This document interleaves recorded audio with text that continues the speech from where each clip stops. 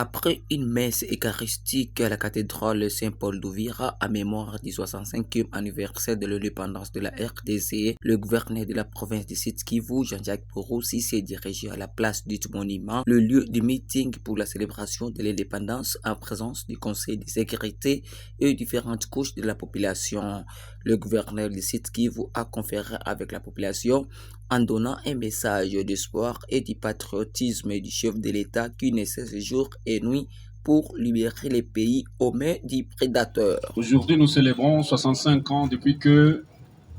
nous avons accédé à notre souveraineté suprême le 30 juin 1960.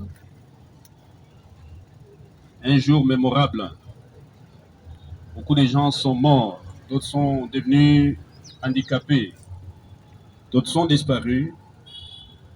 d'autres sont en prison, d'autres sont en exil ou dans des camps de déplacés. Nous qui sommes ici debout, nous pouvons dire que nous avons la chance d'être ici et cela ne serait possible sans la volonté du bon Dieu Tout-Puissant que nous tenons à remercier très sincèrement. Nous devons lui rendre grâce parce que sans lui, personne d'entre nous ne serait ici. Nous tenons à remercier sincèrement le président de la République, Félix Antoine Tshisekedi Tshilombo, qui n'a pas paniqué. Lorsque Bunagana est tombé en 2022, lorsque Rutshuru, Masisi sont tombés entre les mains du M23 appuyé par le Rwanda, lorsque Goma est tombé, lorsque Shanje, Numbi, Lumbishi, Minova, Kalehe, Katana sont tombés entre les mains de l'ennemi, il n'a pas pour autant paniqué. Parce que nous connaissons ceux qui ont signé des accords bidons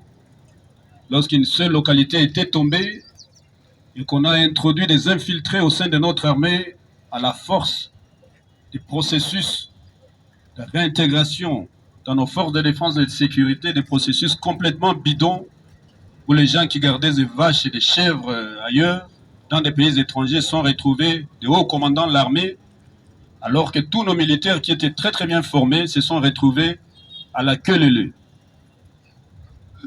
Mesdames, Messieurs, distingués invités, nous tenions ici donc à rendre un vibrant hommage au président de la République, Félix Antoine Tshisekedi Tshilombo. Il nous a dit, laissez ceux qui parlaient à l'époque continuer à parler, mais moi je vais agir sur tous les fronts, que ce soit sur le front diplomatique, que ce soit sur le front de la paix, de la sécurité, de l'offensive, que ce soit sur le front de la réorganisation et de l'amélioration des conditions de vie et de travail de nos éléments de force de défense et de sécurité, que ce soit sur le front d'appui à nos forces de défense et de sécurité, je veux dire particulièrement à nos éléments des VDP, c'est-à-dire des volontaires pour la défense de la patrie.